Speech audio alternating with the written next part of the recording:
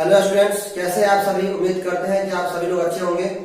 तो फिर से आप सभी को आपका अपना YouTube channel mastermind academy official में सभी का वेलकम है। तो लास्ट क्लास में हमने आप लोगों को जो पता होगा कि मैंने अंकगणित की आधारभूत प्रमेय और यूक्लिड विभाजन प्रमेयिका, इन दो चीजों को हमने पढ़ा था। तो उम्मीद करते हैं कि आप लोगों को समझ में आया होगा। कैसा आप लोगों को वीडियो लग रहा है अपना कमेंट जरूर करें।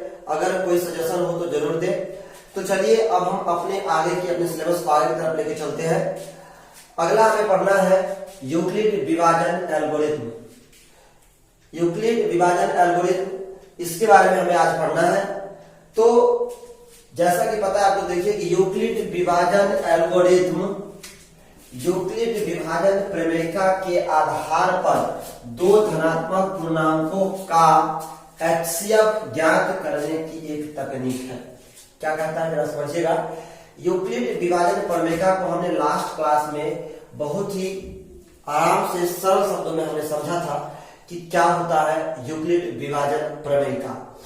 क्या था, हम एक बार फिर से रिकॉल करते हैं कि अगर दो संख्या हो ए और बी, और अगर ए बड़ा हो बी से, तो हम ए को BQ प्लस R के फॉर्म में चेंज कर सकते हैं, जहां Q और R कोई पूर्ण संख्या होगा, Q और R कोई नॉन नेगेटिव इंटीजर हो सकता है, उसी को हम पूर्ण संख्या भी कहते हैं, यानी होल नंबर भी कहते हैं। यानी अगर A और B अगर दो संख्या है और अगर A बड़ा हो B से, तो A को हम BQ प्लस R के फॉर्म में बदल सकते हैं। ये कह रहा था यूक्लिड विभाजन प्रमेयिका। लेकिन अब हम थोड़ा सा डिफरेंस है दोनों में। यूक्लिड विभाजन प्रमेयिका का प्रयोग करके ही यूक्लिड विभाजन एल्गोरिथम उसी पे बेस्ड है, यानी इसी प्रमेयिका के आधार पर यूक्लिड विभाजन एल्गोरिथम काम करता है। तो यूक्लिड विभाजन एल्गोरिथम कहता है कि इसके आधार पर दो धनात्मक पूर्णांकों का एचसीएफ ज्ञात करने की एक तकनीक है। यानी यूक्लिड विभाजन प्रमेयिका का उपयोग करके यह दो धनात्मक पूर्णांकों का एचसीएफ यानी मौसा निकालने का, जिसको हम महत्तम समापवर्तक कहते हैं, तो मौसा निकालने का एक तकनीक है। अब आगे देखिए एल्गोरिथम क्या होता है। एल्गोरिथम सुपरिभाषित चरणों की एक श्रृंखला होती है जो एक विशेष प्रकार की समस्या को हल करने की एक प्रक्रिया या विधि प्रदान करती है। क्या कहता है, एक बार फिर से समझिए।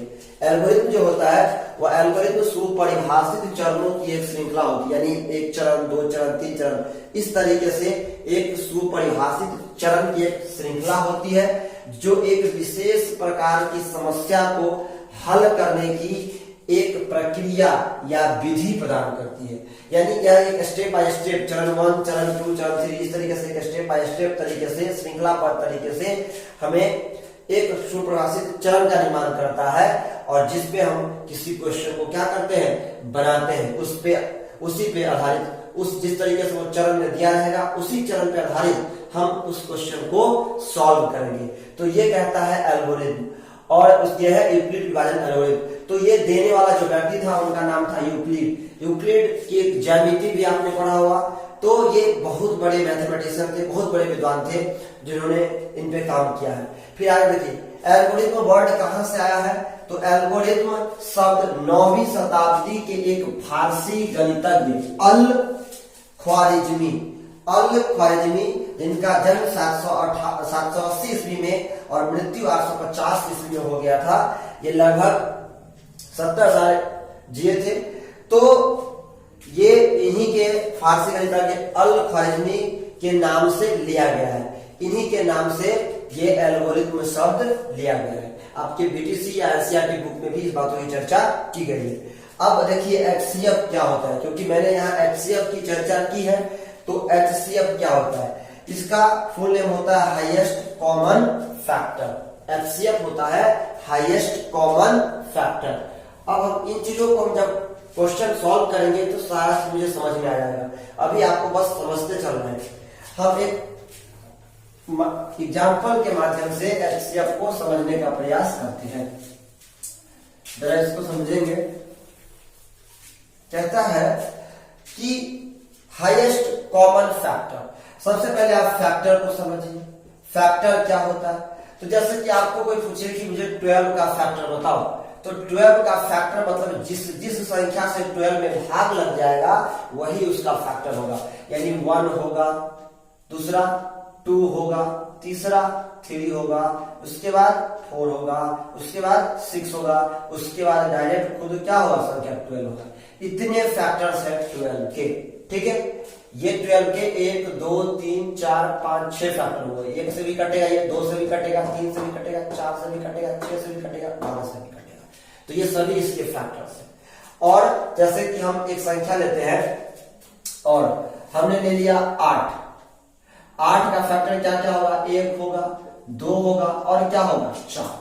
तो यहां देखिए एचसीएफ का मतलब हाईएस्ट कॉमन फैक्टर, यानी हाईएस्ट सबसे बड़ा होना चाहिए, सबसे बड़ा होना चाहिए, कॉमन होना चाहिए और फैक्टर होना चाहिए, तो हम एचसीएफ निकालते हैं। तो अगर मुझे कोई कह दे कि 12 और 8 का एचसीएफ क्या होगा, तो हम इस सब का फैक्टर लिख लिए, इसका भी सारा फैक्टर हमने लिख लिया। अब हमें देखना है कि ये तो उसका फैक्टर हो गया 12 और 8 का। अब मुझे हाईएस्ट और कॉमन देखना है। देखो इस दोनों में की हाईएस्ट हो, यानी सबसे बड़ा हो और वो दोनों में मौजूद हो। तो एक तो ये 4 है जो सबसे बड़ा इसमें है, और इसमें जो दोनों में मौजूद है। 4 के अलावा ऐसा कोई भी संख्या नहीं है जो दोनों में मौजूद है। इसका मतलब है कि 12 और 8 का जो एचसीएफ होगा वह क्या होगा, 4 होगा। क्या होगा, 4 होगा। क्लियर है, समझ में आ गया होगा। तो इस तरीके से हम कह सकते हैं कि दो धनात्मक पूर्णांकों का एचसीएफ वह सबसे बड़ा पूर्णांक है जो इन दोनों पूर्णांकों को पूर्णतया विभाजित करे, यानी वह बड़ी से बड़ी संख्या। अगर मुझे दो संख्याओं का मौसा निकालना है, एचसीएफ निकालना है, तो वह बड़ी से बड़ी संख्या जो उस दोनों संख्या को पूर्णतया विभाजित कर दे, तो वह उस दोनों संख्या का क्या कहलाएगा, एचसीएफ कहलाएगा। अब हम चलते हैं अपने सिलेबस की तरफ। यूक्लिड विभाजन एल्गोरिथम क्या है, कैसे हमें उसका प्रयोग करना है, हम कैसे उसमें क्वेश्चन को सॉल्व करेंगे, तो उसको हम समझते हैं। यूक्लिड विभाजन एल्गोरिथम को हम समझने का प्रयास करते हैं। यूक्लिड विभाजन एल्गोरिथम को सॉल्व करने से पहले हम जरा यूक्लिड विभाजन प्रमेयिका पर गौर करते हैं।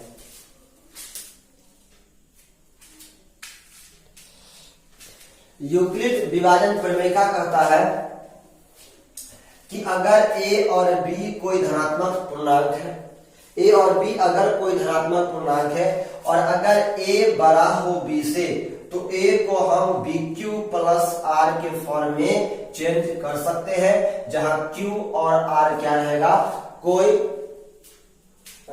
होल नंबर रहेगा, यानी पूर्ण संख्या रहेगा या नॉन नेगेटिव इंटीजर रहेगा। यानी q और r 0 भी हो सकता है, 1 2 3 इस तरीके से, माइनस में नहीं होगा, यानी नॉन नेगेटिव इंटीजर। यानी नॉन नेगेटिव मतलब क्या रहता है, पूर्ण संख्या, यानी जो 0 से स्टार्ट हो, निगेटिव नहीं आए, 0 से स्टार्ट होकर के आगे की तरफ जाए तो पूर्ण संख्या। अब हम कैसे यूज करेंगे यूक्लिड विभाजन एल्गोरिथम क्या है, उसे कैसे हम क्वेश्चन को सॉल्व करेंगे, कैसे हम मौसा निकालेंगे, उस प्रोसेस पे चलते हैं। बिल्कुल आराम से समझेंगे।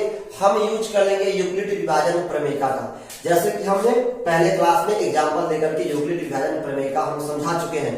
उसी यूक्लिड विभाजन प्रमेयिका के आधार पे हम अभी यूक्लिड विभाजन एल्गोरिथम में कैसे एचसीएफ फाइंड करते हैं, हमें ये सीखना है, और अभी हम यही सीखने वाले हैं, और यही से हमारा क्वेश्चन चैप्टर बनना स्टार्ट हो जाएगा। हम एग्जांपल के तौर पे क्वेश्चन लेते हैं कि अब पहले एक छोटा सा हम एग्जांपल लेते हैं, जैसे कि अगर मुझे, जैसे मैंने अभी लिया था, अगर 12 और 4 का एचसीएफ निकालना है, ये 12 और 4 का एचसीएफ निकालना है, किसके आधार पे, यूक्लिड विभाजन एल्गोरिथम का, या ये तो डायरेक्ट कट जाएगा, तो आप कह रहे हैं इसका हम एग्जांपल देखते हैं। यूक्लिड विभाजन एल्गोरिथम कैसे, तो हम क्या करेंगे, यहाँ पर 12 लिखेंगे, यहाँ पर भाग देके, चाहे तो आप यहाँ पर भाग दे करके भी साइड में चेक कर सकते हैं। आपको बड़ी संख्या में छोटी संख्या से भाग देना पड़ेगा। 4 क्या क्या जाएगा, 12, क्या शेष बचेगा, 0। तो आप इसको ऐसे लिख सकते हैं, इस 12 को हम ऐसे लिख सकते हैं, मुझे 4 से लगाना है, यानी ये A हुआ और ये B हुआ, तो B का मान कितना है 4, गुना कितना बार जाएगा 3 बार, और कितना आ जाएगा 0, यानी 4 क्या क्या होता है 12 और प्लस 0 पूरा पूरा कैंसिल हो जाएगा, यानी ये A हुआ, ये BQ हुआ और ये क्या हुआ R, यानी A का मान कितना है 12, B का मान कितना है 4, Q का मान कितना आया 3 और R का वैल्यू कितना आया 0। और जैसे ही R 0 आ गया, इसका मतलब है कि इसका HCF में मुझे आ गया। R जैसे ही 0 आएगा तो जो B का वैल्यू रहेगा वही उसका क्या हो जाता है HCF हो जाता है। अगर इस पहली बार में अगर चरण फर्स्ट, इसको हम चरण फर्स्ट कहते हैं, अगर पहली बार में R की वैल्यू 0 नहीं आती तो हम फिर से आगे उसको लेके चलते, तो हम दूसरे नंबर एग्जाम्पल की तरफ चलते हैं, उसको समझने का प्रयास करते हैं। दूसरा है हमारा 12 और 16 का मुझे HCF निकालना है, तो इसको समझिए। हम सबसे पहले चरण फर्स्ट लिखेंगे, चरण फर्स्ट, यही विभाजन एल्गोरिथम कहता है। अभी हम समझा देंगे एग्जाम्पल के माध्यम से क्या कहता है। चरण फर्स्ट, हम 16 जो बड़ी संख्या है उसको A की जगह पे रखेंगे, बड़ी संख्या को A मानेंगे और छोटी संख्या को B, यानी A ग्रेटर देन B होना चाहिए। ठीक है, अब हम इसे सॉल्व करते हैं, तो इसको हम यहाँ पे क्या रखेंगे 12 रखेंगे। अब आप इसमें भाग लगा के चेक करना है आपको, 16 कितना बार जाएगा 1 बार, तो 12 कितना शेष बचा 4।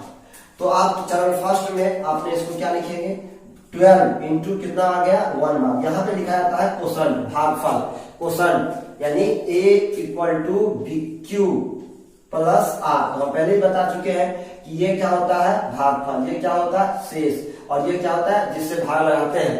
ठीक है, तो यहां पर देखिए, अब यहां पर अगर हम देखेंगे तो यहां पर 12 से एक बार लग गया 12 और शेष क्या बचा था अभी आपने देखा था ऐसे 16 एक मतलब लगा 12 4, तो यहां पर 12 बचेगा, यहाँ कितना बचेगा 4। अब ये चरण फर्स्ट है, यहां पर R की वैल्यू 0 नहीं आई, R की वैल्यू कितना आया 4, तो इस R को हमें 0 बनाना है, तब तक 0 नहीं बनेगा तब तक हमें HCF नहीं निकलेगा, यानी हमें किसी न किसी तरीके से R को 0 बनाना है। R 0 बन जाएगा, हमारा HCF फाइंड हो जाएगा। तो हम इसको अब क्या करेंगे चरण 2 में अब हम क्या करेंगे, जो संख्या यहां पर रहेगा, यहां पर जो संख्या रहेगा उसी को फिर से हम A बना देंगे, क्लियर है। और जो हमारा रिमाइंडर रहेगा उसको हम बना देंगे, क्या बना देंगे भाजक, तो और ये हमारा भाज्य है और ये हमारा क्या हो गया भाजक, यानी डिवाइडेंड बराबर डिविजन गुना क्वोशंट प्लस रिमाइंडर, मैंने बताया था, तो ये भाज्य है। अब इस 4 को हम इस जगह पर रखेंगे, यानी फिर से A बराबर BQ प्लस R बड़ा फॉर्मूला ही अपनाएंगे, लेकिन हमें ये देखना है कि जब पहली बार में R की वैल्यू 0 नहीं आई तो वापस से मुझे क्या करना है, जो यहाँ पर B की वैल्यू है वो उसको यहाँ लाकर रखेंगे और जो R की वैल्यू थी उसको B बना देंगे। क्लियर है, तो मैंने इस 12 को अब यहाँ रख दिया और इस रिमाइंडर को यहाँ पर रख दिया और फिर से हम भाग लगाना शुरू करेंगे। तो 4 से जब लगाएंगे तो 4 दिया क्या जाएगा 12 0, यानी 4 को 3 बार लगा दिया मैंने और प्लस क्या आ जाएगा 0, क्योंकि पूरा का पूरा कट जाएगा, यानी 12 को हम 4 दिया 12 प्लस 0 के फॉर्म में लिख सकते हैं। जैसे ही R की वैल्यू 0 आ जाएगी, R की वैल्यू देखो 0 आ गया, वैसे ही मुझे HCF मिल जाएगा और यही हमारा HCF होगा। और यही कहता है यूक्लिड विभाजन एल्गोरिथम कि तब तक उसे A बराबर BQ प्लस R के फॉर्म में चेंज करते रहो जब तक R 0 नहीं आ जाए। R जैसे ही 0 आ जाएगा हमारा HCF फाइंड हो जाएगा और HCF कौन होगा, जो यहाँ पर B रहेगा वही हमारा HCF फाइंड होगा। तो चलते हैं फिर आगे की तरफ। एक बात हमें और गौर करने वाली बात है कि जो HCF A और B का होता है वही HCF बी और आर का भी होता है। इसकी चर्चा हम बाद में करेंगे, अब हम देखते हैं अगले क्वेश्चन की तरफ, जो यानी अब हम इसके बाद में निष्कर्ष देखेंगे। हम एक बड़ा सा क्वेश्चन लेते हैं, उस क्वेश्चन को हम सॉल्व करने का प्रयास करते हैं। इसको हटाते हैं, यही तरीका है सॉल्व करने का, और कोई खास इसमें नहीं है, कोई ज्यादा स्पेशल तरीका नहीं है। देखो आप, जैसे कि मुझे 867 और 255 का एचसीएफ ज्ञात करना है यूक्लिड विभाजन एल्गोरिथम से। यानी यूक्लिड विभाजन एल्गोरिथम का प्रयोग करके हमें क्या करना है, इसका एचसीएफ फाइंड करना है। तो आपको याद है हम यूज कौन सा प्रोसेस करेंगे, यूक्लिड विभाजन प्रमेयिका का। आपको अंतर समझ में आ रहा होगा कि यूक्लिड विभाजन प्रमेयिका और यूक्लिड विभाजन एल्गोरिथम क्या है।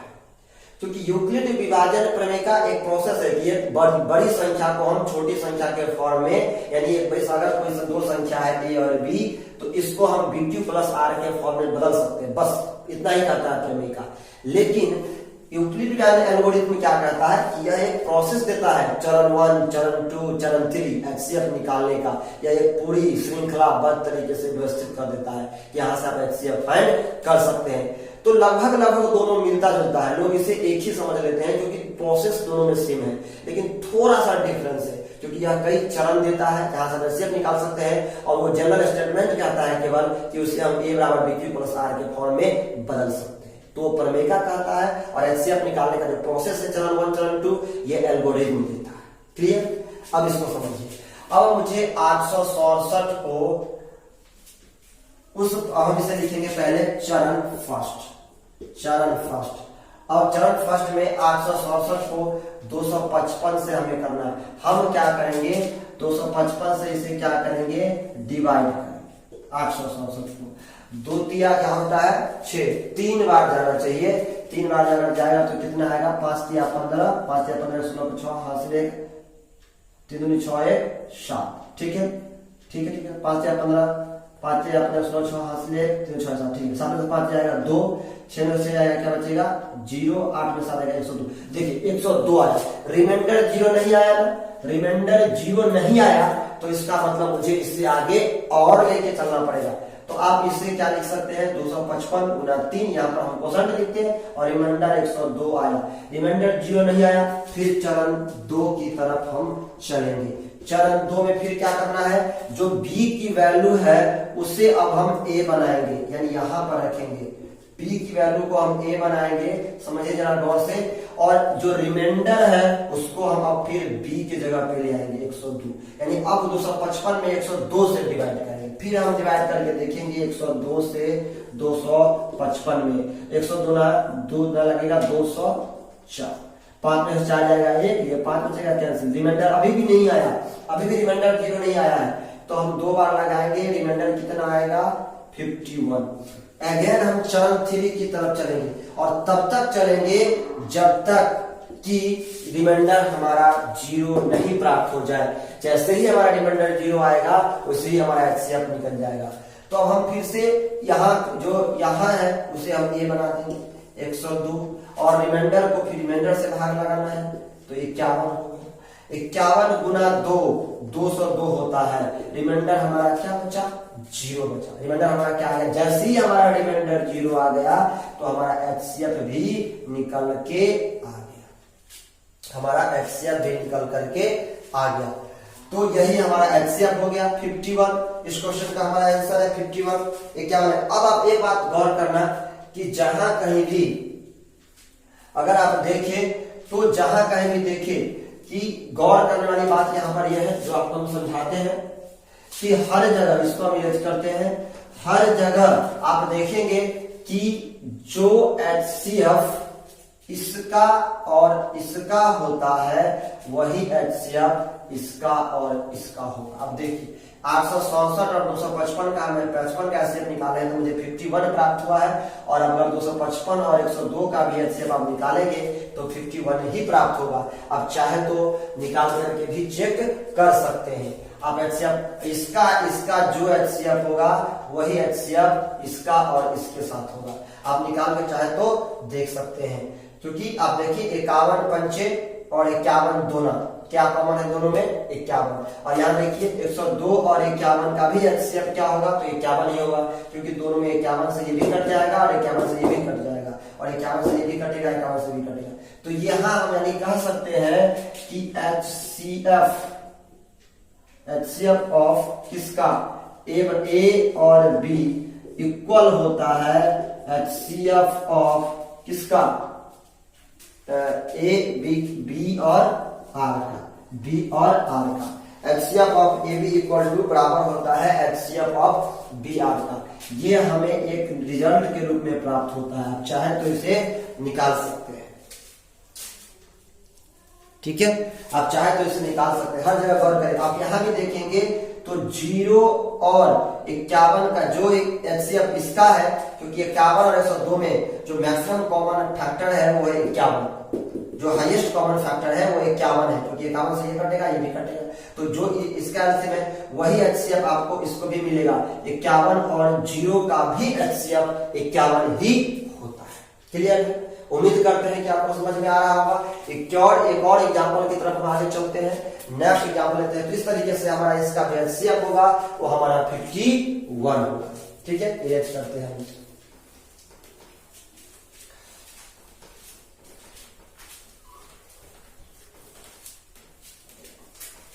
एक और एग्जांपल समझाते हैं आपको, समझने का प्रयास करेंगे हम लोग।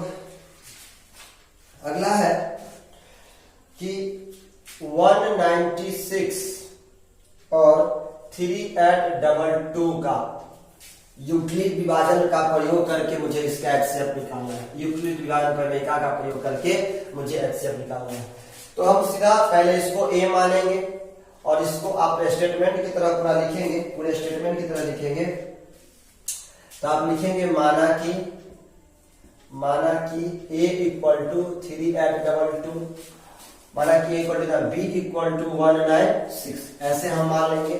और मानने के बाद हम अब इसे उस फॉर्म में लिखेंगे। किस फॉर्म में? A equal to BQ plus R के फॉर्म में हम इसे क्या करेंगे? चेंज करेंगे। तो A की वैल्यू क्या होगी? 3822 और B की वैल्यू क्या होगी? 196। अब हम 196 से भाग दे करके क्या करेंगे?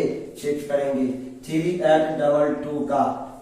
तो अब देखिए 196 जा नहीं लगेगा, ज्यादा हो जाएगा, तो एक बार लगाएंगे 196 जाएगा, 12 में से 6 जाएगा 6 और यहां बचेगा 7 में से 9 जाएगा 17, 8।